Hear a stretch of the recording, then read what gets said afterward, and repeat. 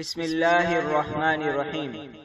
Video پسند آئے تو سبسکرائب کریں، بیل آئیکن کو کلک کریں اور لائک اور کمنٹس کریں اور شیئر کرنا مت بھولیں۔ جزاک اللہ خیرا۔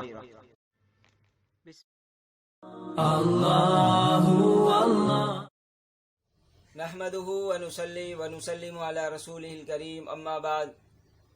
بہت سارے ضرورت مند افراد ہوتے ہیں، حاجت مند ہوتے ہیں، نادار ہوتے ہیں۔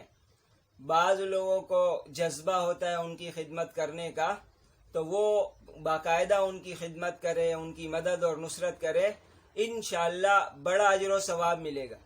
لیکن جس کے اوپر قربانی واجب ہے، اب وہ چاہ رہے کہ قربانی میں نہ کروں بلکہ اس کے بدلے میں اتنے پیسے کسی ضرورت مند یا حاجت مند کو دے دوں، تو یہ صورت جائز نہیں ہے، ٹھیک نہیں ہے۔